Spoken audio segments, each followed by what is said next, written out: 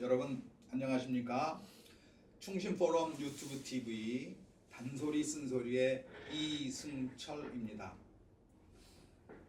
오늘은 야당 대표가 얘기한 두 나라 아르헨티나와 브라질에 대해서 여러분과 몇 가지 얘기를 나눠보도록 하겠습니다.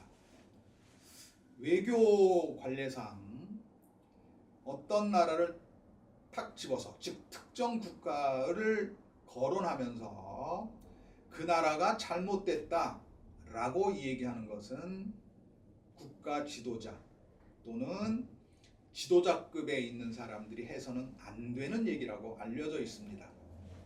그런데 지난 총선에서 야당 대표는 3월 26일에 이렇게 얘기를 합니다.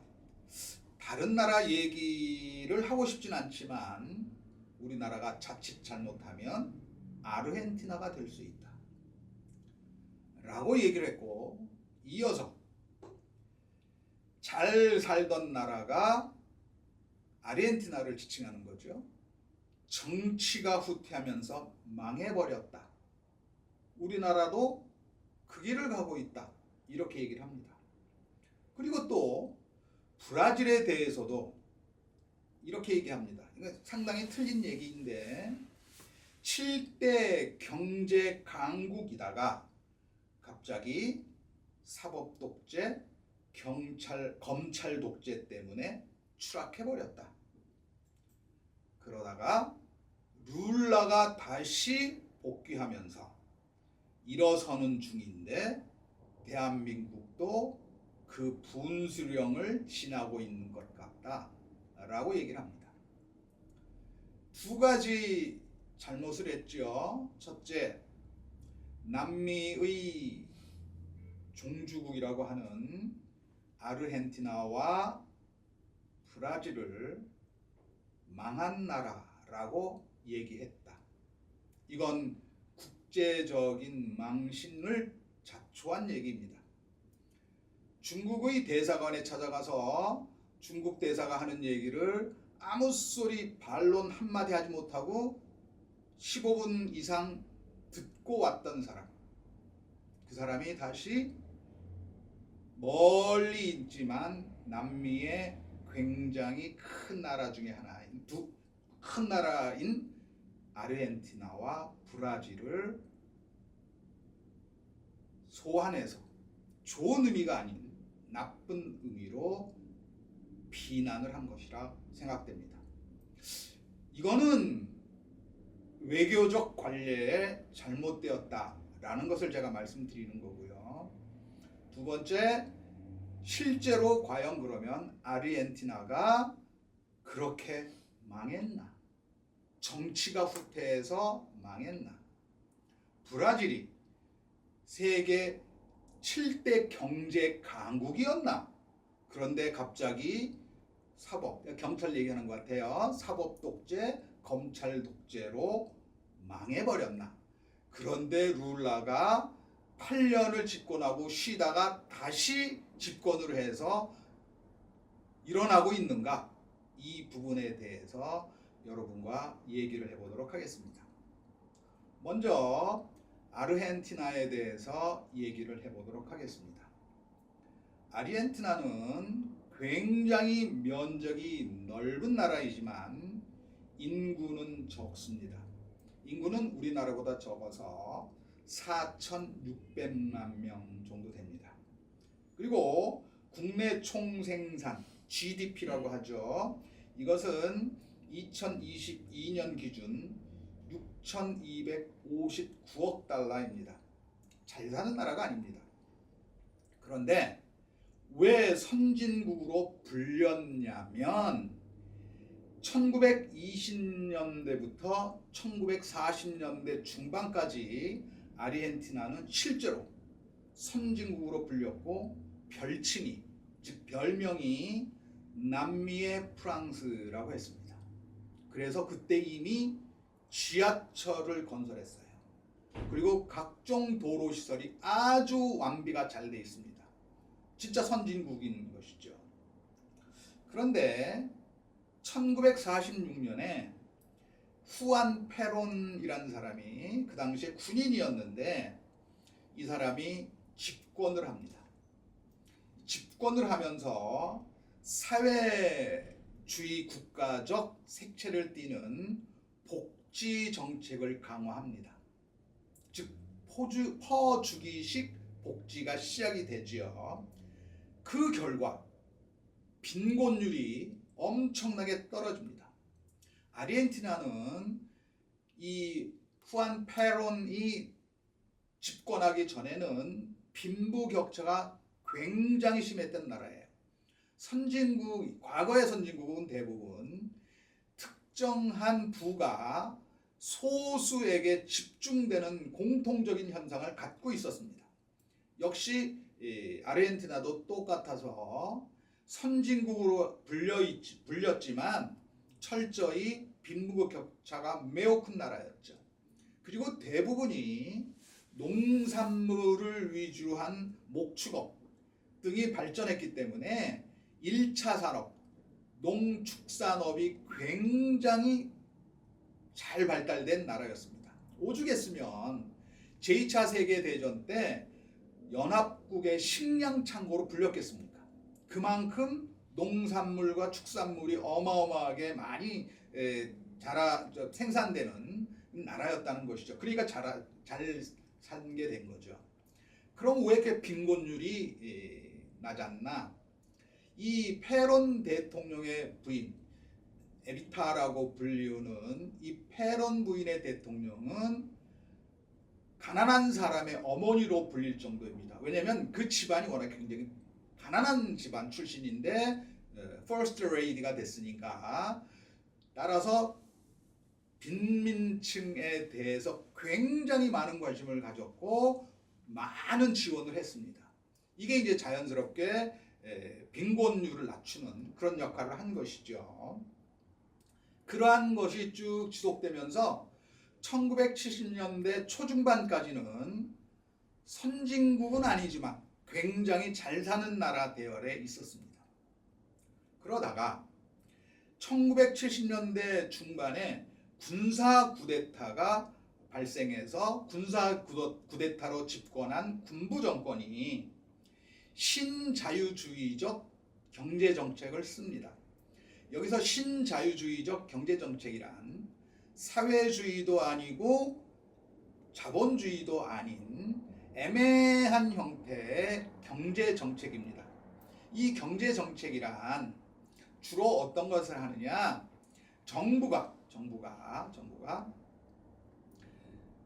공유 자원을 이용하여서, 공공 자원을 이용하여서 대부분의 사업을 관장하고 시장은 자유 경쟁으로 놔두는 그러한 기본적인 생각을 가지고 있는 것이 신자유주의 경제학이라고 합니다. 물론 국가마다 다 다르기 때문에 제가 일률적으로 이렇다라고 말씀드리기가 참 어렵습니다만, 그 모태는 미국에서 시작이 되었죠. 학자들이. 근데 그것을 갖다 쓴 것이죠. 미국을 쫓아하려고 하는 정책이었다라고 여러분들이 보시면 됩니다. 그런데 이 공공 부문을 키우다 보니까 엄청나게 많은 재정이 투입이 돼야 되고 생산량은 지지부진하기 때문에, 제가 모두에 말씀드렸듯이 아르헨티나는 1차 산업 위주이기 때문에 생산성이 높지 않아요. 공업화에 실패했습니다. 이유는 뭐냐면 잘 사는 사람들이 공업화를 좀 더디게 하려는 그런 여러 가지 방해 이런 것들을 했기 때문에 그렇죠. 그러다 보니까 정부가 자꾸 돈을 쓰니까 어떻게 됐느냐? 인플레이션이 심해집니다. 인플레이션이 심해진다는 얘기는 물가가 어마어마하게 상승한다는 것이죠. 반면에 아르헨티나는 자연 자원이 엄청나게 많은 나라입니다. 따라서 자기네들이 보유하고 있는 자원들을 외국에다가 수출해서 그 번 돈을 가져다가 그러한 데 돈을 갖다 쓴 것이죠. 하지만 그게 항상 지속될 수 없으니까 인플레이션이 계속 발생하고 그 인플레이션 속에서도 지원을 하려다 보니까 계속 돈을 찍어내게 돼요. 그러다 보니까 돈이 너무너무 가치가 떨어져서 하이퍼 인플레이션이라는 것까지 발생하게 되지요. 2000% 물가 상승은 우스운 일이라는 것이 그 당시 얘기입니다. 그러니까 망했죠. 확 망했죠. 자, 그럼 도대체 아르헨티나가 우리나라랑 같은지 안 같은지 지금부터 제가 좀 말씀드려 보겠습니다. 아르헨티나는 1차 산업의 비중이 전체 산업의 약 25%에서 30% 정도를 차지합니다. 우리나라는 1차 산업의 비중이 전체에서 약 3 내지 4% 정도를 차지합니다. 인구의 약 25% 정도가 1차 산업에 종사하고 있습니다. 우리나라는 인구의 약 1% 정도만 1차 산업에 종사하고 있습니다. 차이가 많이 나죠. 우리나라는 공업화에 성공을 해서 경제 구조가 선진화되어 있습니다. 3차 산업의 비중이 제일 높고 그 다음에 2차 산업, 마지막으로 1차 산업 비중이 가장 낮죠. 아르헨티나는 3차 산업 비중이 가장 높고 1차 산업 비중이 그 다음이며 2차 산업, 공업화의 비중이 가장 낮은 나라입니다. 즉, 이 구조 자체가 후진국 구조이죠. 이거는 걔네들이 지금까지 해온 그 결과이지 누가 정치를 잘못해서가 아니에요. 왜 자기네들 자연 조건이 그러니까. 이것이 한국과 똑같다? 좀 납득이 좀 안 갑니다. 그 다음에 사회주의적 색채와 신자유주의적 색채를 계속 띠는 정책을 해왔다 했는데 정확하게 증명이 되는 게 어떤 거냐? 아르헨티나는 인구 4,600만 명 중에 약 3분의 1이 공무원 또는 공공기관에 근무합니다. 국영기업 이런 거 다 포함해서요. 우리나라는 5명 중에 1명이 공무원 또는 국영기관에 근무합니다. 차이가 많이 나죠. 이런 차이가 굉장히 많이 나는데 우리나라가 과연 그랬느냐는 제가 잘 모르겠습니다. 아르헨티나는 왜 선진국에서 금방 후진화되었느냐? 첫째, 쿠데타 등을 통해서 군부가 지속적으로 정치 및 경제에 개입했습니다. 그리고 계속 실정을 반복했어요. 그럼에도 불구하고 복지 수준을 떨어뜨리질 못했어요. 그러다 보니까 사람들이 일을 안 해도 국가가 나를 먹여 살린다라는 생각이 팽배해 있습니다. 그러한 사고방식을 없애야 되는 것이죠. 그러한 상실을 하지 못해서 성장 동력이 사라졌어요. 성장 동력이 사라졌다는 건 뭐냐면 한 나라의 경제 성장이나 경제 발전을 주도할 수 있는 부문이 없어요. 이게 큰 문제이죠. 거기다가 국민성이 굉장히 낙천적이면서 게을러요. 제가 이렇게 말씀드리면 너는 왜? 아니, 저는 이제 국가 지도자도 아니고 그렇기 때문에 이런 얘기를 할 수 있는 거죠. 이건 많은 사람들이 얘기를 하고 실제로 중남미를 전공하는 사람들이 다 그렇게 얘기합니다. 낙천적이라는 것도 게으르다는 것도 경제 발전과 경제 성장에는 도움이 되는 것은 아닙니다. 따라서 이런 것들이 우리나라와 전혀 다른 얘기이죠. 성장 동력이 없다, 복지 정책이 지나쳐서 실패했다, 이런 것들이 어울려서 지속적인 물가 상승과 정치적 혼란이 계속되고 있다. 그래서 후진국이 되었다라는 것이죠.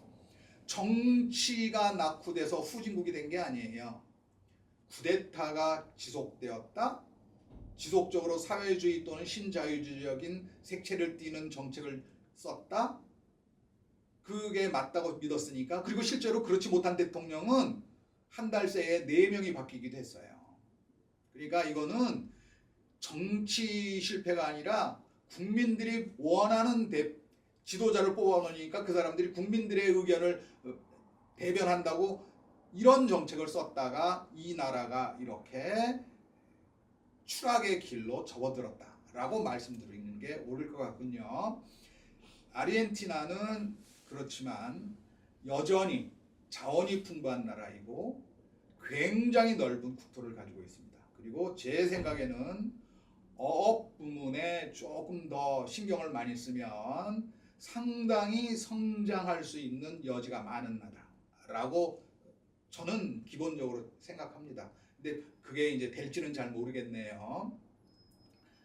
여전히 치안이 부재인 나라, 그 다음에 모든 것들이 어수선한 나라, 과거의 명성에 매달려 있는 실패한 복지 정책의 나라. 그래서 여전히 후진 상태로 추락한 채 반등의 기회를 갖지 못한 나라가 아르헨티나입니다. 우리나라는 어떤가요? 우리나라가 그런가요? 저는 우리나라가 전혀 애당초 자연 조건부터 시작해서 국민성, 그 다음에 우리가 그동안에 추진해왔던 각종 정책 되풀이돼서 여당, 야당 정권을 주고받고 하는 견제와 나름대로 균형이 있는 나라, 이런 나라인데 자기네들이 집권했을 때 뭐 잘못한 것은 깡그리 잊어먹고 자기네들이 못해서 정권을 뺏겼는데 새로 들어온 정권이 자기네들 입맛에 안 맞는다고 망할 나라, 망하는 나라, 망한 나라를 쫓아가는 나라, 이렇게 얘기하면 되겠습니까? 이거는 지도자급, 국가 지도자급이라는 사람이 해서는 안 되는 얘기이고 전혀 사실과 부합되지 않은 얘기라고 말씀드릴 수 있습니다. 자, 아르헨티나를 넘어서 다시 브라질로 가보도록 하죠. 브라질은 인구가 2억 1,600만 명으로 세계 7위인 인구가 굉장히 많은 나라입니다. 2억이 넘으니까요. 우리나라 인구보다 4배에 달하니까 굉장히 큰 나라예요. 땅덩어리도 어마어마하게 넓고요. 그리고 인구가 많기 때문에 국내 총생산 GDP라고 하죠. 그것이 2조 달러가 넘는 세계 10위권의 경제 대국입니다. 야당 대표가 세계 7대 경제 강국이라고 그랬는데 경제 강국과 경제 대국은 전혀 다른 얘기입니다. 경제 대국은 경제 규모가 크다라는 나라를 의미하는 것이고 경제 강국이라는 것은 국가 경쟁력이 굉장히 높아서 어마어마하게 힘이 센 나라를 얘기하죠. 경제적으로. 미국 경제 강국이고 경제 대국이죠. 일본 경제 강국이고 경제 대국이죠.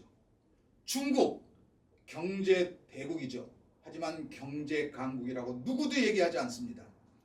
인도 인디아라고 하죠. 경제 대국이에요. 하지만 경제 강국은 아니에요. 싱가포르 조그만 나라여서 경제 규모가 적어요. 그러니까 경제 강국도 아니고 경제 대국도 아닌 거죠.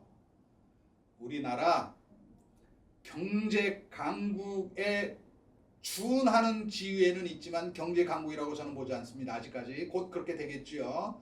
경제 대국, 경제 대국의 근처에 가 있죠. 왜? 우리나라가 세계 10위권은 아니니까 세계 11위, 12, 13, 14 이 정도를 왔다 갔다 하고 딱 2번인가요? 2010년 이후에 그 세계 GDP 규모로 10위에 살짝 발을 거쳤던 적이 있다고 제가 이제 기억이 나는데 정확한 자료를 보면 이제 제가 나중에 댓글로 알려드릴게요. 이래요. 즉 브라질은 경제 대국이죠. 경제 강국이 아니에요. 브라질 하면 떠오르는 게 뭐가 있을까요? 브라질 하면 역시 농축산물이죠. 농축산물. 요새 우리나라 닭고기의 80% 수입의 80%를 브라질산이라고 해요.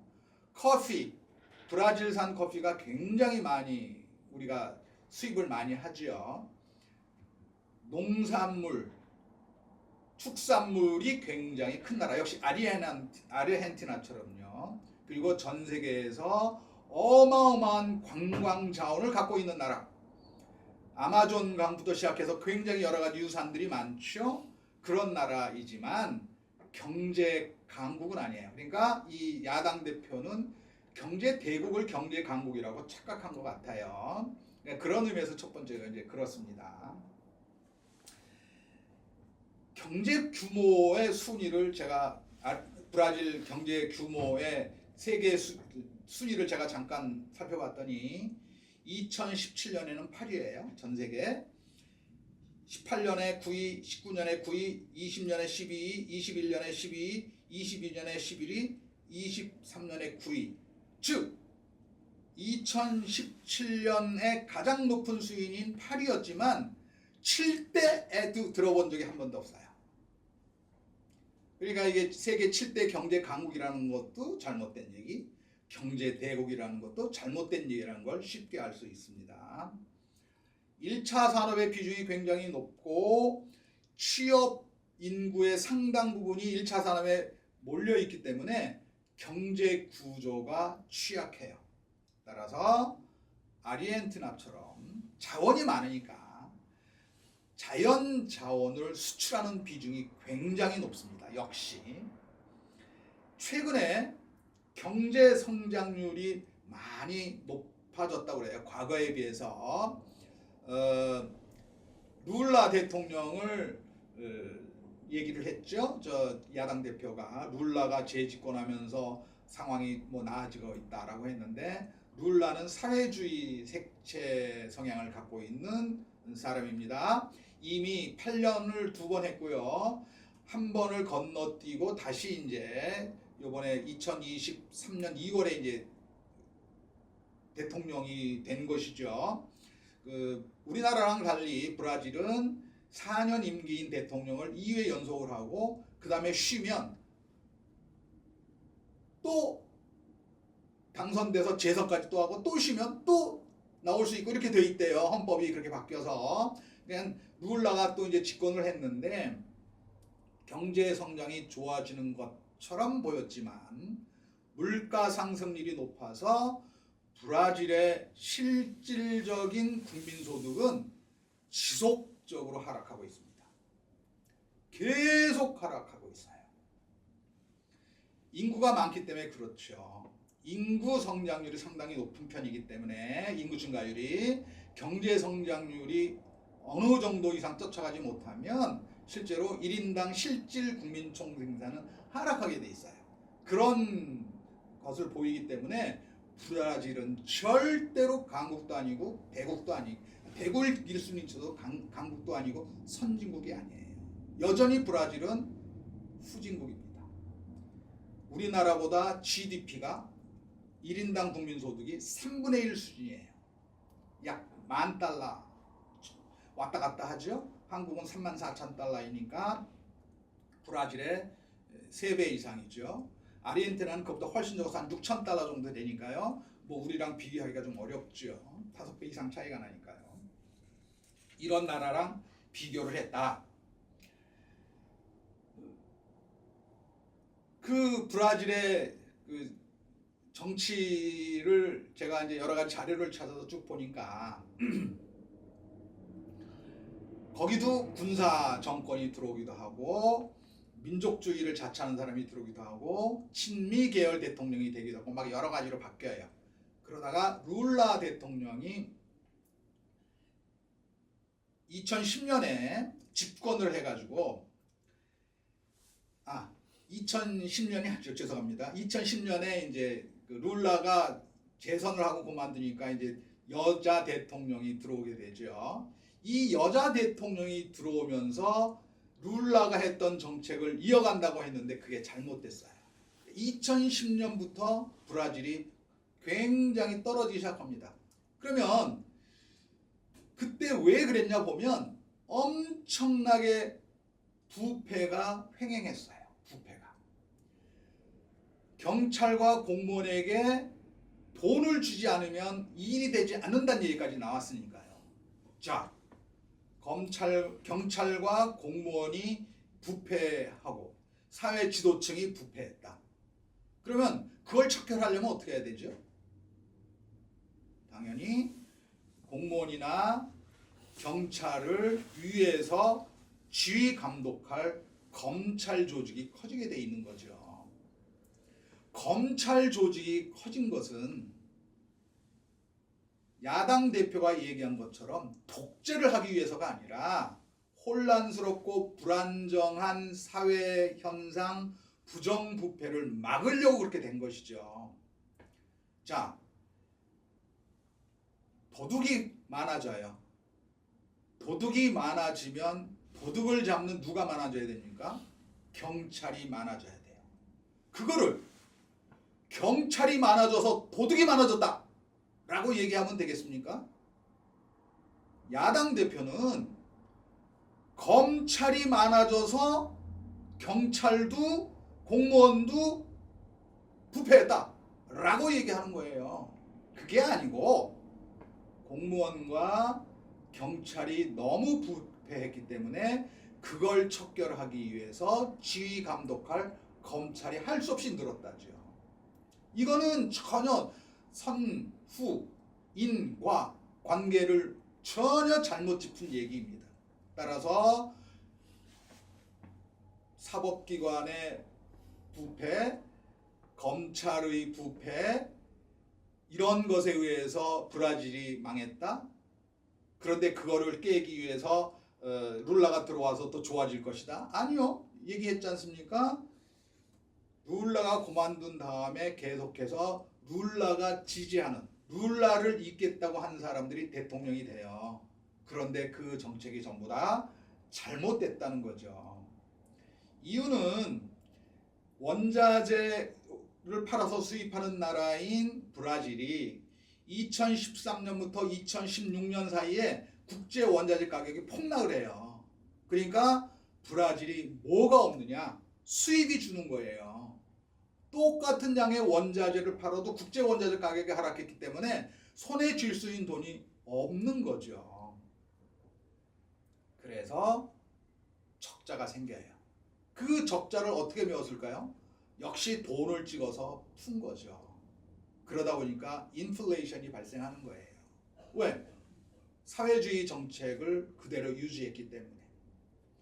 아르헨티나나 브라질의 키포인트는 사회주의적인 색채가 강한 경제 정책을 계속해서 반복했고 그것이 의도와는 달리 잘못되었기 때문에 물가가 상승한 것이고 경제를 활력화시키고 경제를 할 수 있는 혁신이 없었기 때문에 잘못된 것이지 검찰이 잘못되거나 정치가 잘못되거나 해서는 아니에요. 왜? 그 사람들이 선택하는 것이니까. 따라서 인과관계가 굉장히 잘못되어 있다라는 것이죠.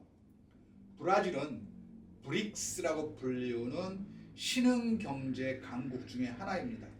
브릭스는 B는 브라질, R은 러시아, I는 인디아, C는 차이나 해서 이 네 개 나라를 신흥공업국이라고 불러서 브릭스라고 불러요. 이 브릭스라는 나라들에서 굉장히 새로운 제3세계적인 색채를 띠고 뭘 막 하겠다는 그런 나라 중에 하나인데 그럼에도 불구하고 브라질은 지독한 빈부격차, 부정부패와 치안부재 이런 문제가 굉장히 심각한 나라입니다. 즉 내부적인 문제가 사회적인 문제가 해결되지 않았기 때문에 이 경제가 제대로 되지 못하는 거죠. 그 실례가 뭐냐? 2020년 전 세계 코로나가 생겼을 때 그 당시 대통령인 보소나루 대통령이 대처를 못해요. 대처를 못해서 성남시만한 인구가 죽었어요. 그렇대요. 뭐 죽거나 아니면 뭐 굉장히 심각한 상황까지 갔대요. 인구가 워낙 많으니까 그건 뭐 100만 정도는 아무것도 아닌 거겠죠. 이러한 무능 정책으로 인해서 결국 2022년에 브라질 연방 법원이 중도 우파와 사회주의 정당을 통합하는 법안을 통과시켜요. 이상하게 이제 브라질은 대법원이 이렇게 정당 합당하는 것도 이제 관여하나 봐요. 그러면서 양 정당에서 추대한 룰라가 다시 2023년 작년 1월에 아까 제가 말씀드렸듯이 대통령이 됐습니다. 그리고 대통령이 되고 룰라가 내세운 얘기가 브라질을 더 강한 나라로 하겠다예요. 그런데 내세운 게 뭐냐? 사회주의 정책이에요. 그런데 브라질은 지금 중국에 대한 수출 비중이 굉장히 높은 나라인데 브라질이 경기가 아니죠. 중국이 경제가 안 좋다 보니까 브라질이 경기가 생각보다 많이 좋아지지 않고 있습니다. 자, 제가 왜 이렇게 장황하게 말씀을 드렸느냐?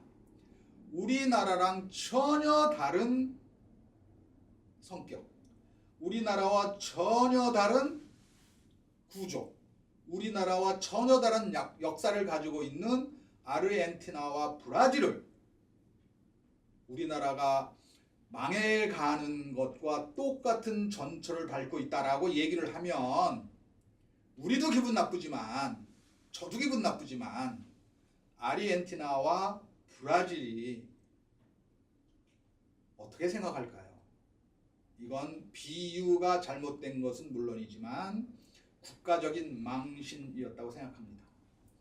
이런 점에 대해서 야당 대표는 공식적으로 사과하고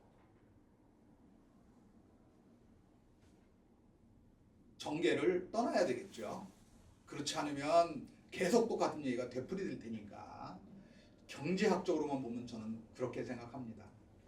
혹시 제가 드린 말씀이 타당하다, 그럴듯하다 하시면 좋아요와 구독 그리고 추천을 꼭 눌러주시기 바랍니다. 이상으로 브라질과 아르헨티나에 대한 야당 대표의 발언에 대한 모든 시간을 마치도록 하겠습니다. 감사합니다.